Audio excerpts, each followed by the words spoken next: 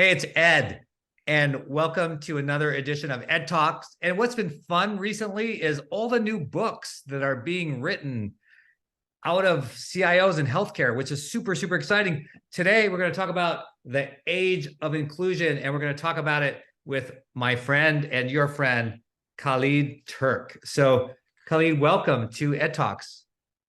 Thank you, Ed. I really appreciate you making time to talk with me today. Yeah, no, it's awesome. You're a great person. We got a chance to connect a little bit more at this past Chime. So we're recording in November 2023, and we just had Chime, got to talk a little bit more.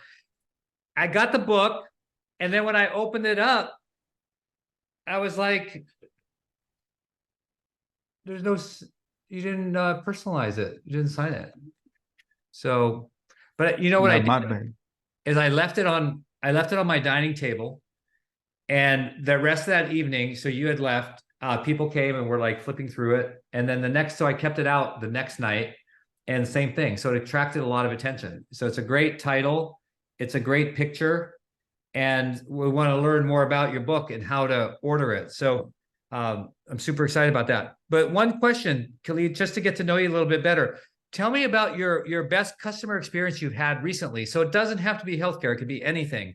But tell me about a great customer experience you've had. Interesting that you ask. I think I was talking in my office and my colleagues and my bosses recently about one experience that actually happened at Chimes conference when you and I met there. One day I was walking in hallway and I identified some very famous person. Her name is Judy Faulkner, no other but the owner and the CEO of Epic. And I stopped by. I met with her a couple of times before, mostly at the UGM, but this was the first time at the Chime. So I stopped by, said hello to her. She's always amazing for the success she brings. She's so humble and kind and accessible, which is truly remarkable coming from Judy. So I asked her about a couple of things that were not necessarily working the way we wanted them to work. And they were related to the Tapestry, a module that we have implemented recently in our county, and not on the ambulatory referral side. I'm talking about like managed care side. So we are one of very few organizations that have fully implemented Tapestry for the managed care side of the business. And excuse me, and there were a couple of issues.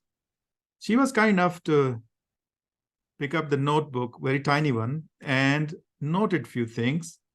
And then right then and there texted one of her deputies that come and meet with Khalid here. Unfortunately, that person was not available at the very moment, but like within 30 minutes, I got an email.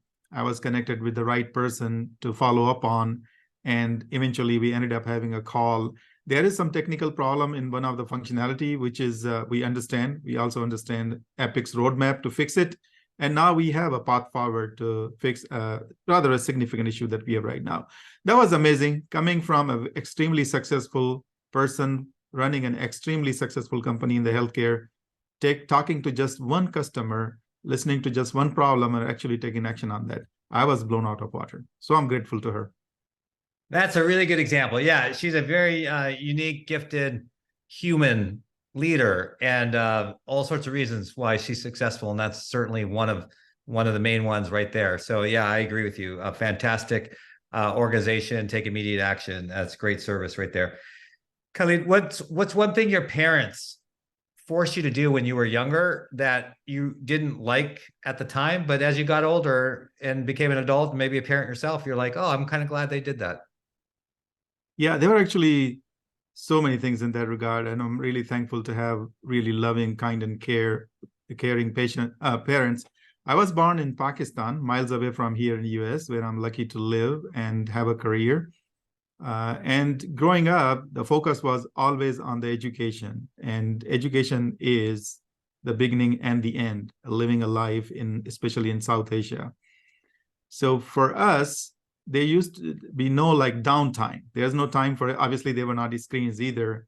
But for us was that the school used to run typically from 7 to 1:30 because that's a really hot climate. So schools tend to close a little bit sooner so people can go back. But right after the lunch that we did around 1:30, we had to go back and meet with the teachers again. And teachers were kind enough to continue to educate, as if the regular 6 hours were not enough. So we'll continue on till like 6 p.m. and then we'll come back and then tend to other cultural learnings and whatnot. So their continuous focus that I have only one thing to do, that is to learn and be a positively contributing member of the community. That has helped me a great deal, that I continue on till now. My father was a public servant.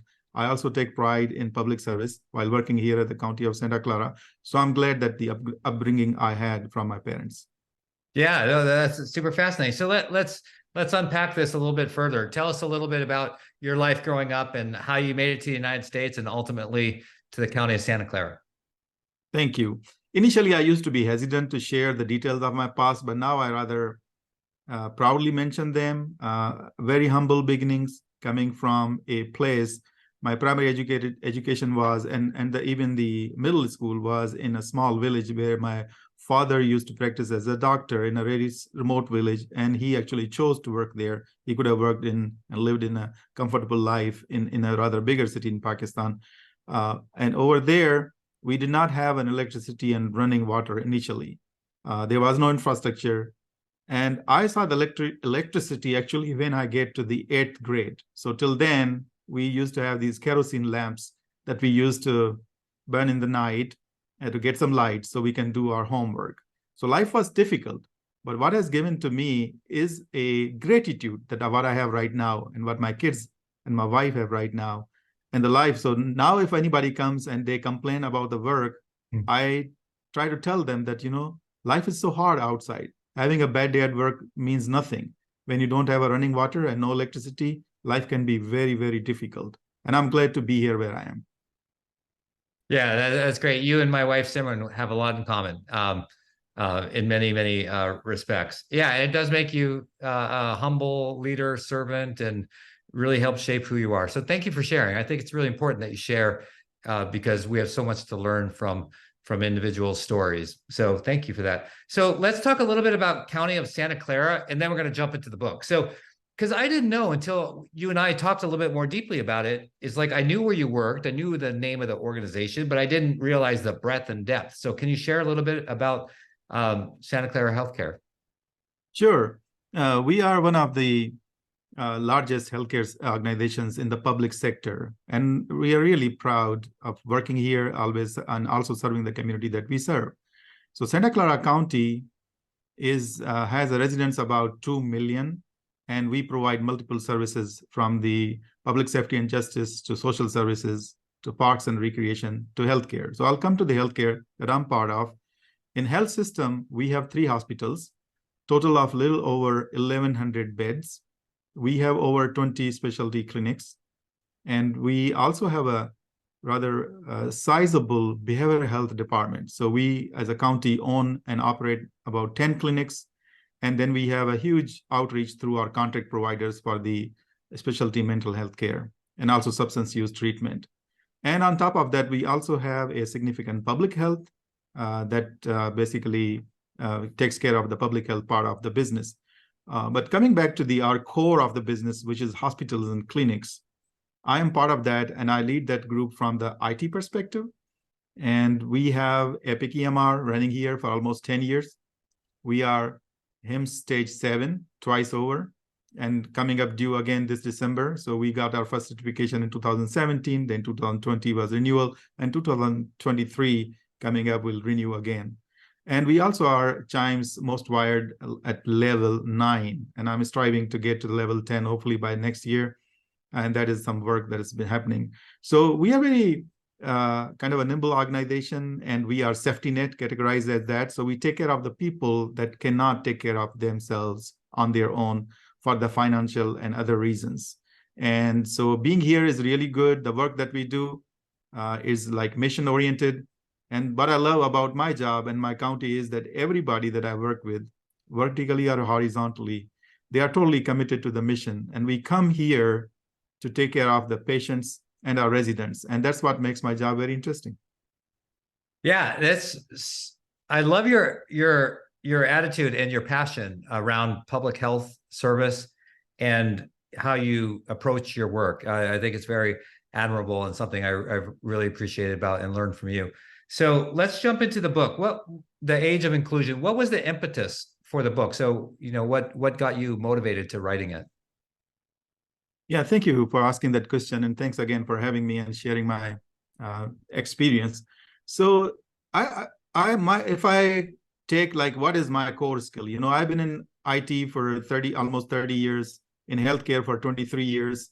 I started way back when as a software engineer, and I have grown in the organization from a team lead to the software engineer to the project manager to a consultant for many years of my life, and then I took this executive job about 3.5 years ago. And I have learned a lot, especially through the implementations. I have been associated with Epic implementation since 2004. And I manage teams of varying sizes and varying ages, some really senior and some just starting their career. So I was aiming to write some book that covers the softer side of the skills. Everybody can learn the PMI methodology, yeah, and adopt it. But why is that not every project manager is successful? And why not every project is successful? So looking at this problem from different angles, I actually honed onto the soft skills.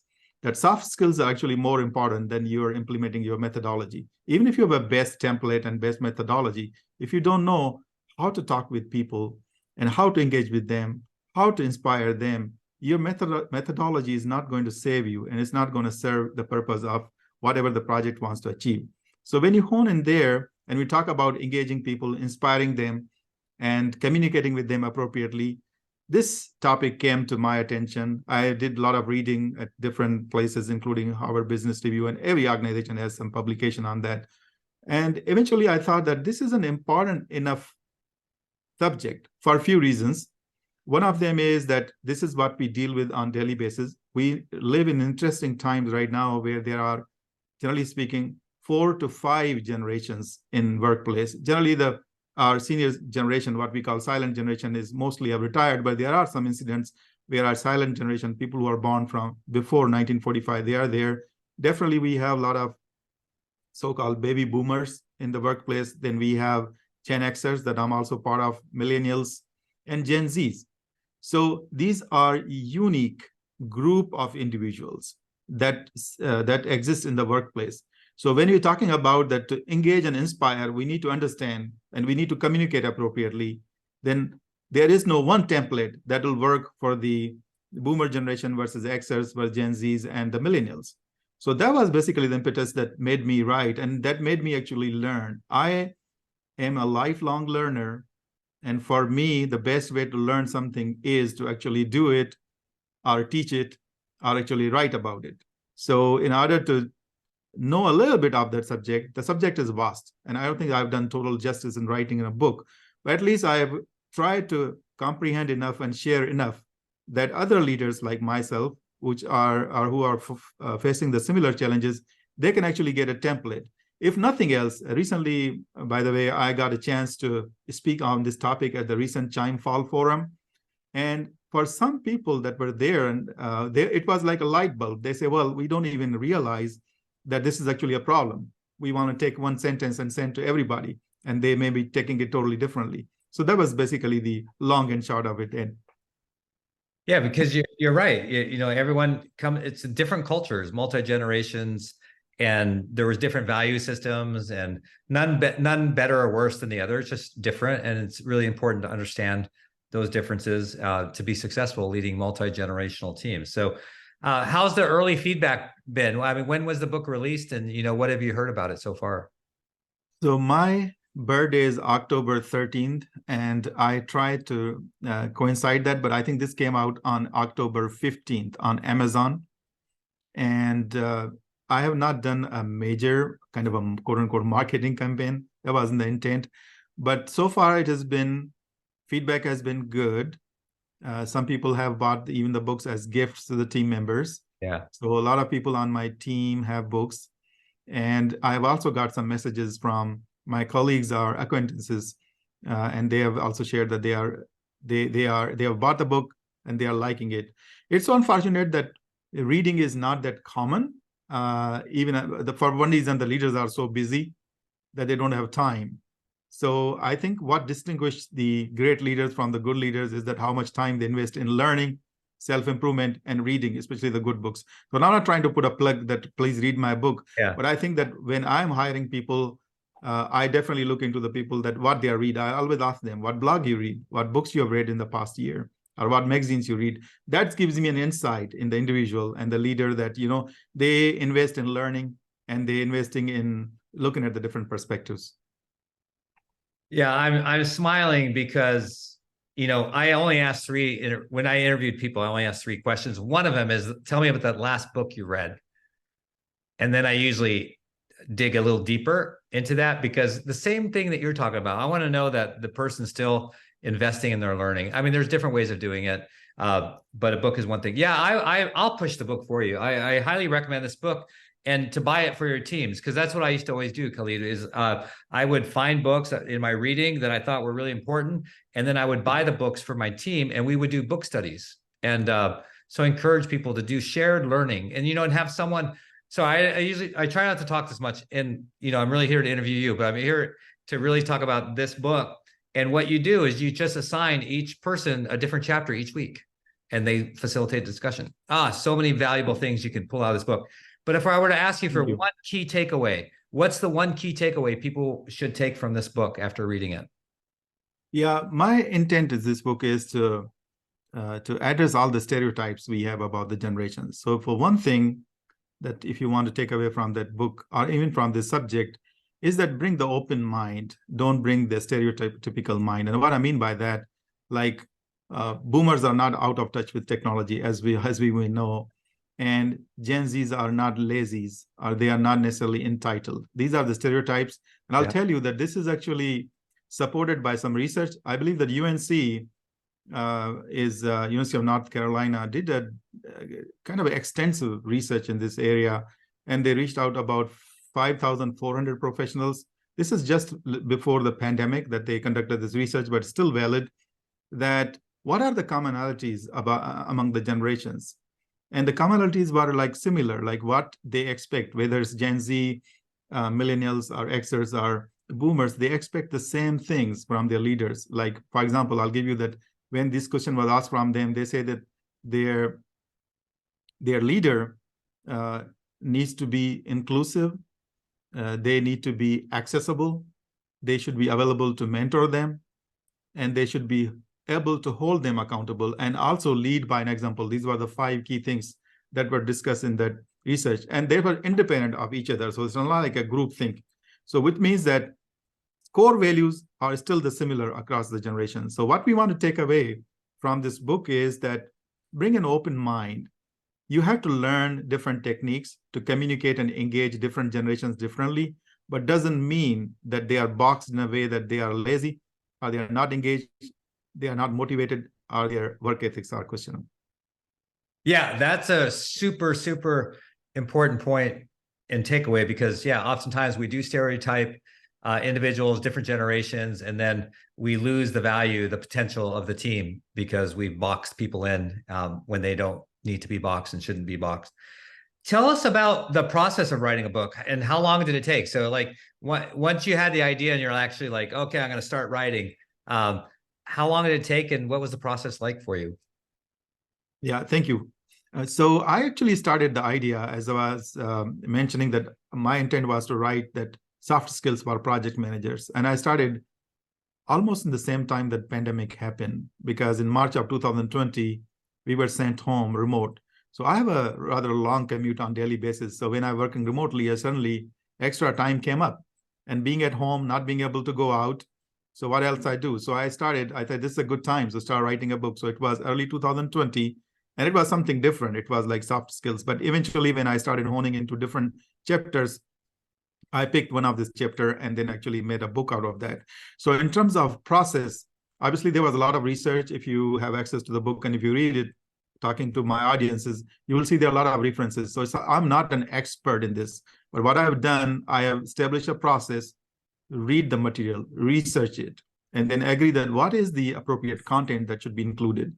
And then defining that process, writing the chapters accordingly, what are the subjects we want to cover.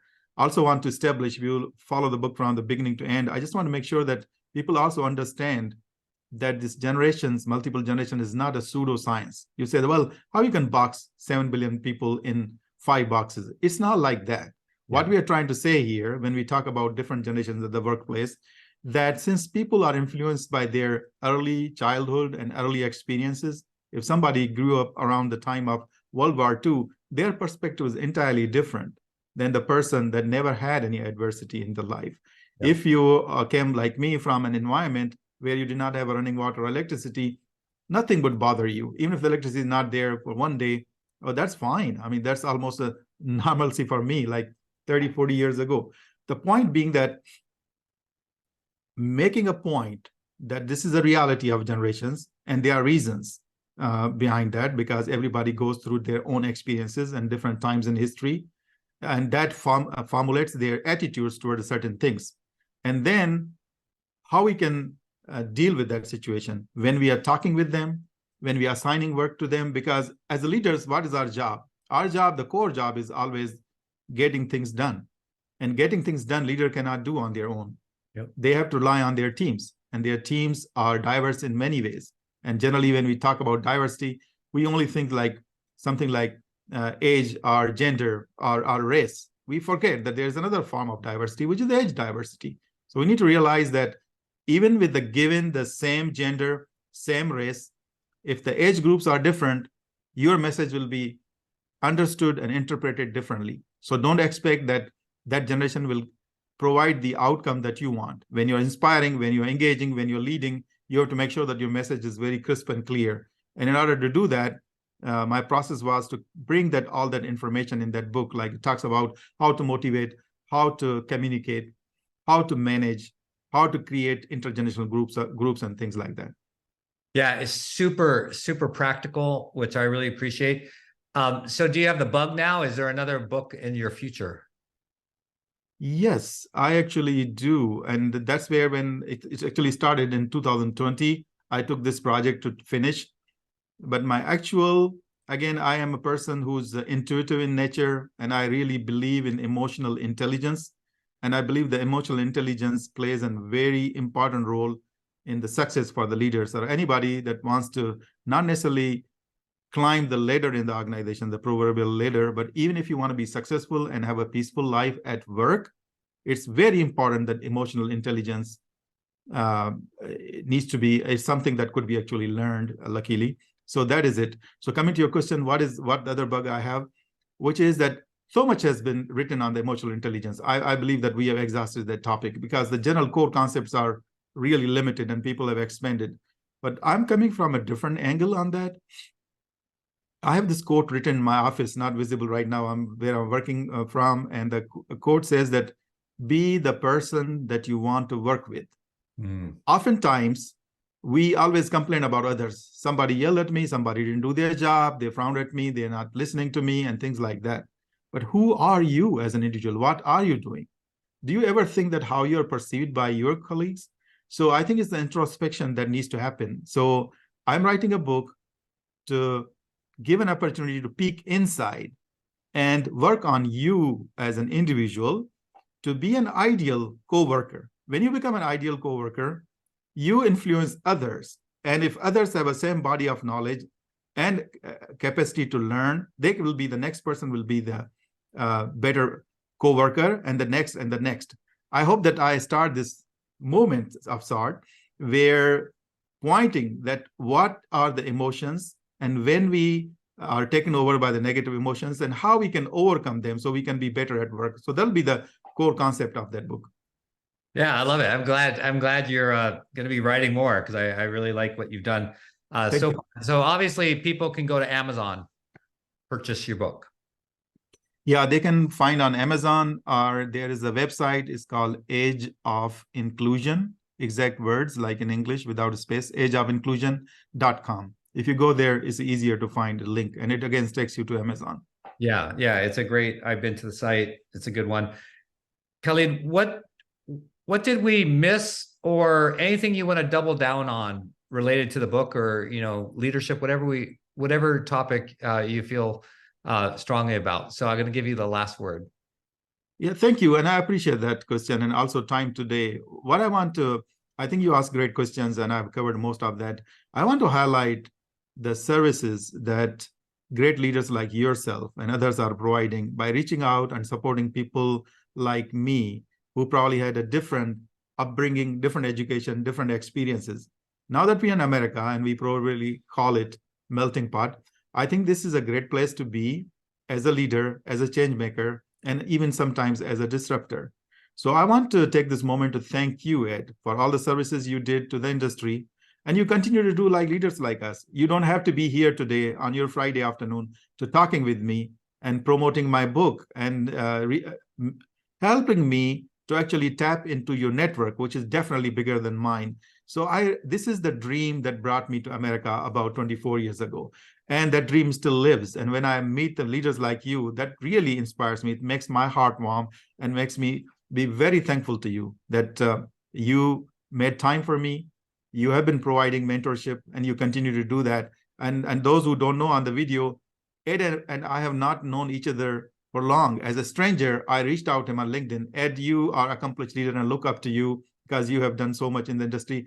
Will you be able to mentor me and talk with me sometimes? And he said, yes, in capital. So I was really inspired by that and excited. And I continue that relationship continues to build.